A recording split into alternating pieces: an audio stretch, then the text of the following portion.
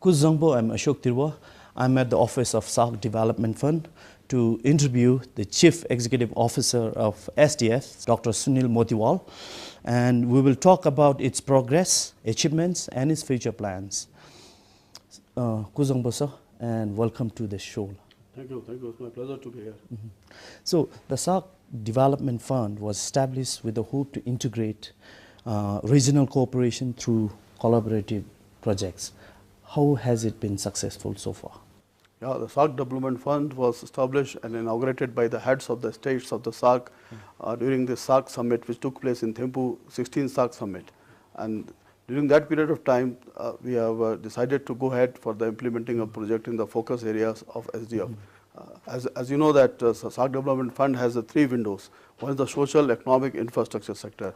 So far, we have activated the social window. As per our mandate, we have to identify and finance the project in order to provide the regional cooperation and integration among the SAARC member states. In social window, as on date, we have 9 projects, and 9 projects are going on very well, and some of the projects are under the stage of completion also. These projects are being implemented by 54 leading implementing agencies in SAARC member states. So this is the right now in progress. Apart from this, within the social window, we have committed around $66 million for the 9 projects in SAARC region, and out of that, $33 million we have already disbursed. We have got a mandate to identify the project, fund the projects, and mobilize new funds, and to provide economic and other related services, especially in the social sector, economic sector within the SAARC region. Apart from that, we are also focusing on what you call to mobilize new funds and manage the fund in a most effective manner in order to achieve the goals set up by the SAARC charter. So this is the current status. But we are. What about the other 2 windows? Yeah, I'm coming to the point. The other 2 windows are going to be activated very well, very soon. As a matter of fact, in the recent governing council meeting, which took place on 20th of August this month in Kathmandu, along with the 8 finance ministers meeting, the governing council has allowed SDF to invest in the infrastructure sector. That could be done in one country, and the direct benefit has to go to at least one more country. That is the minimum requirement. So in the recent times, what happened, our investment team from the SAARC Development Fund has done a great job in terms of doing all the diagnostic studies and meeting with the co-funders and organizing some of the legal framework, etc. has been done. So we are on the verge of starting these 2 windows also. So ultimately, SAARC Development Fund is going to play a key role in forming the economic union in SAARC by identifying and funding the projects, especially in all the 3 windows. Why is it taking so long to open other 2 windows, especially economic and infrastructure? Because that was what was said in the past also, as soon as the SDF was inaugurated in Thimphu, that they are going to soon open the other 2 windows, particularly economic and infrastructure, but looks like it is taking a long time. I know that. That's a question, valid question from your side, to be very honest. As a matter of fact, there's a charter by which we are governed. In the Article 5 of the charter says that the project has to be implemented in at least 3 countries. That's the minimum requirement. So what happened, some of the areas within the infrastructure and economic window, like for example, power, energy, telecom, and transportation, environment, we are finding difficulty to get a project which could be implemented at the same time in 3 countries. So that is why during this governing council meeting which took place in August in Kathmandu, we have proposed to give us some power to the board from the governing council, as well as to amend the charter also. So the governing council has agreed to amend the article number 5, which I have told you just now, that now the project can be originated in 1 country, provided the benefit should go to at least 1 more country. And plus, there is one more changes has taken place in the governing council that says that now you could cooperate with the international funding agencies, UN bodies, multilateral organizations in order to act as a co-funder. So now that gives us a lot of flexibility in order to fund the project as a co-funder. So with these 2 changes which took place about 2 weeks back, now we are confident to activate the project. Although SDF has received number of projects, more than 37 projects has come in these 2 windows, but we could not able to activate because the problem and limitation was that the project cannot be implemented at the same time in the other SAARC member states also. It is more of a country oriented project. But now with these changes, we are confident that we could take up some of the new projects to the forthcoming board meeting, which is going to take place in the month of November. And the board will approve the project, and we are going to activate the other 2 windows very fast. And right now what we are doing, which is directly concerned with this question of yours, that we are working very closely with some of the other international funders in order to mobilize new funds and to go ahead for the implementing of the projects in times to come.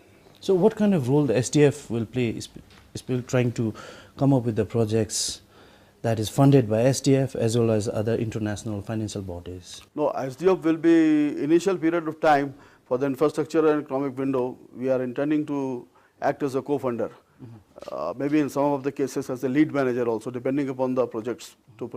But however, right now our focus is to act as a co-funder, and we could implement any project in SAARC region, and we could work out the collaboration with the other international institution also to fund those projects. So this is our short-term goal. But in times to come, we have more funds, then we are in a position to play a more important role, a stronger role in the SAARC region. Let me tell you, as on date, the fund position of the SAARC Development Fund is around $426 million what we have. Out of this, 117 has been committed for the social window, and the other 2 windows we have divided the fund. Our board has also approved it. That is 157 for the economic window and 147 for the infrastructure window. This is the fund what we have right now, and our fund how we have generated the fund. What is the means of funding of these projects? What is the sources of funding, what you could call it, is basically depending entirely on the membership subscription. Apart from membership subscription, we have some voluntary grants also. Like India has contributed $100 million for the social window project, and we have some other contribution from China and some other. Before we go on to that, do you think the people of these 7 countries have a capacity to come up with a project that are collaborative in nature? Yeah, certainly this is an interesting question what you asked. We have some limitation on this particular issue, but all the SAARC countries have a lot of scope to come out with the project which could be collaborative, especially in the energy sector. Like the energy sector can be implemented in the infrastructure window, which could cover up one of the region of the SAARC, like starting from Bhutan, Bangladesh, Nepal. This particular region can cover up the energy sector project. And some of the countries have some limitations. For example, Maldives located in another part, Sri Lanka is there. So we could club one project which could be Sri Lanka and Maldives. In a similar way, Pakistan, Afghanistan, India, there's another region of the SAARC, we can work out a project also. There's a strong possibility of getting a collaborative project in times to come. We have already got some proposal also. We are considering those proposals based on their economic and commercial viability of the project. We may consider to fund those projects also. Will you be only funding the government-based projects or public enterprises or the people-to-people projects? No, we are open for that. It's not essential that it should be government-oriented project. We are looking forward to get a project from the government, from the autonomous bodies, from the public sector, from the private sector also. And as per a new program which I will talk to you, that what we are going to launch very shortly, as a matter of fact, is already in the progress of implementation. That is SEDP, Social Enterprise Development Program. So this is more focused towards the small social enterprises. The idea is to enhance their capacity in terms of knowledge, skills, and social mobilization enterprises also, so that they could we could spread the social innovative solution what the small entrepreneurs are getting it out of that could be spread in all the SAARC region. That is very important, focusing only on the micro level for promoting the social enterprises in order to get the benefit out of that for the SAARC region. So will the SDF also play a role to build capacity of the people wherever it is required? Certainly. We are, as a matter of fact, in the social window, we have 9 projects. Out of 9, most of the projects were a livelihood, and in order to enhance the capacity of the common people at the grassroots level, we are just working on that. That is the basic concept.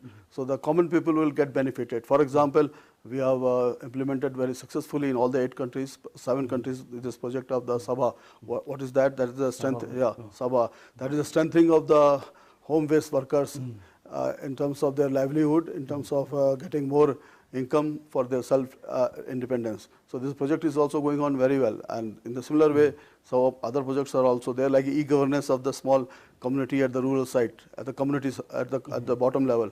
So that project is also made a great impact. And like that, in the health sector, we are implementing MCH project, and then there's a project in order to reduce the violence against children also. So this is all focus for the people who are at the grassroots level. The basic idea is that to provide the benefit to the people who are at the grassroots level. What are some of the experience that you have gained and challenges that you have faced as you are trying to implement these projects? The experience are very interesting in terms of quantifying the achievement what we have made, like we have trained thousands of people in different fields. We have worked out the skill development program also, and then we have found some experience in terms of delay in the implementation project also. This is also very important to know, because the delay is that because we are dealing with the different government organization and the process is quite lengthy in terms of, like, we get one project from one country, it goes to our counterpart agency, then it goes to one ministry, second ministry, third ministry, and then we sign the project financing agreement.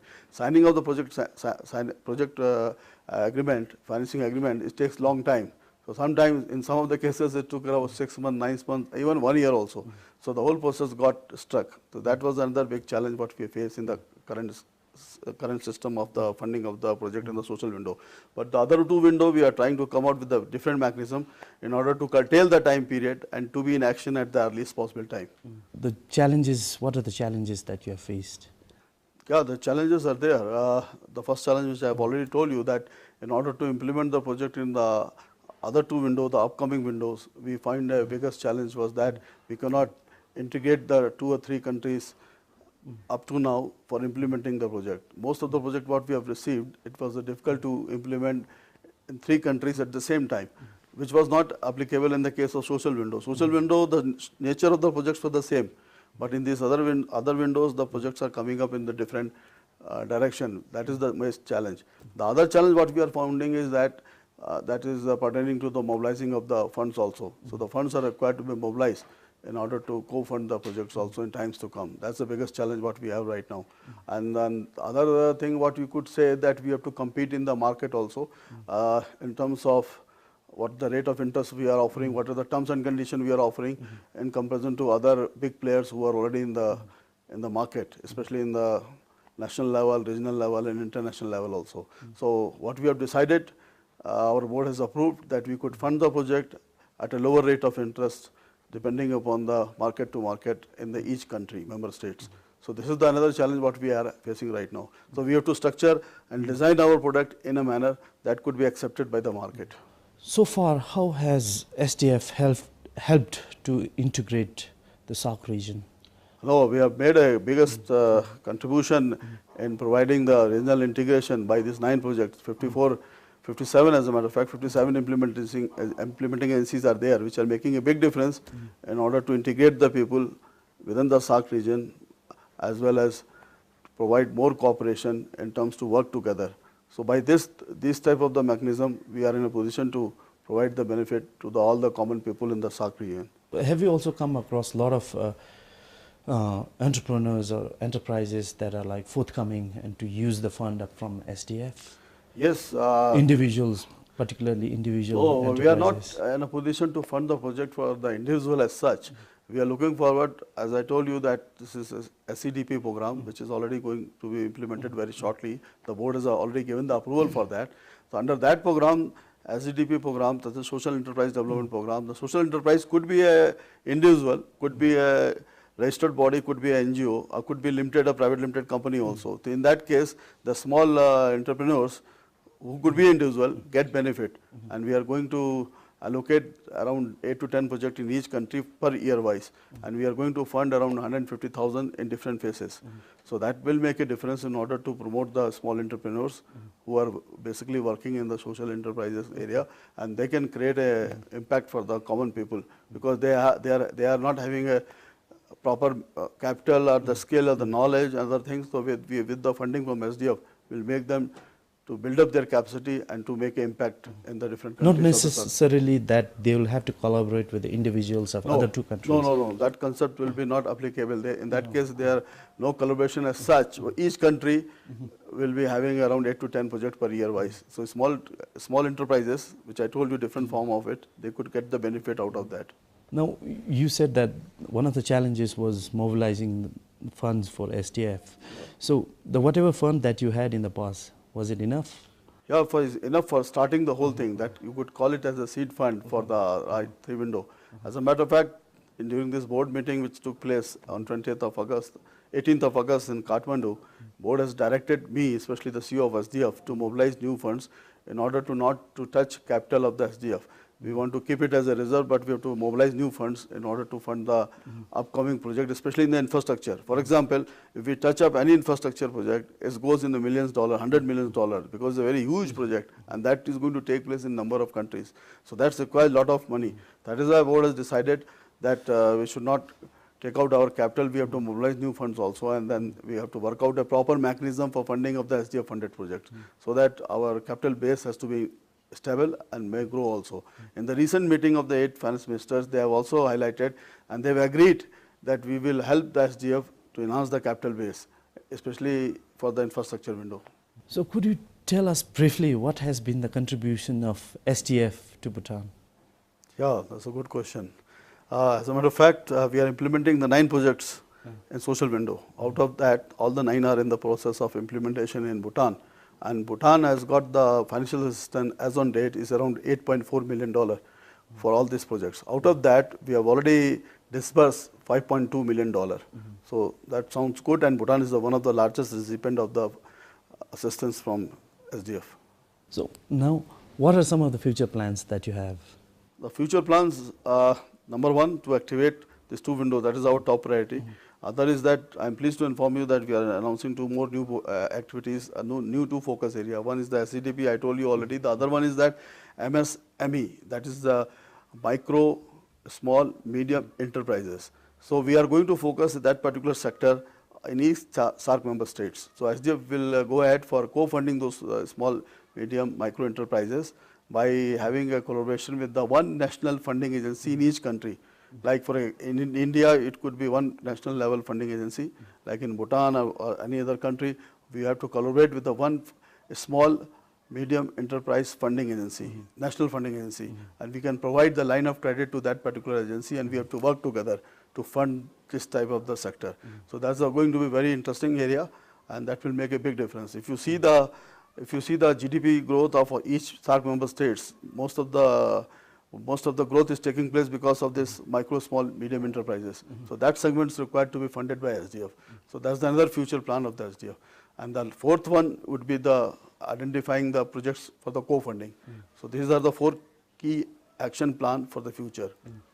So what happens? What kind of region we'll have once we have all these windows activated and then we have all these collaborative projects going on in the region? Yeah, it will certainly provide the opportunity for the SAARC member states to integrate themselves, which is right now very less, even less than 2%. It's very unfortunate. When you compare with the SAARC region, with the European Union, there's a big difference. So that is the need of the hour, is that to provide the cooperation and the regional cooperation among all the SAARC member states in order to provide the economic social growth of the common people, enhance the welfare of the people, the quality of the life of the people. These are the focus area, and our projects are going to be more focusing on the poverty alleviation as well as the providing the technical and financial assistance to the SAARC region also. So the SAARC region can grow very fast in times to come. This is what we have presumed, and that is our mandate also, to identify and fund the project.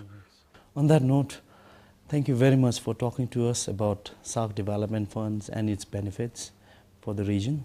And we wish you all the best. And on that note, I'd also like to thank our viewers for joining us. I'm Ashok Tirwa. This is goodbye.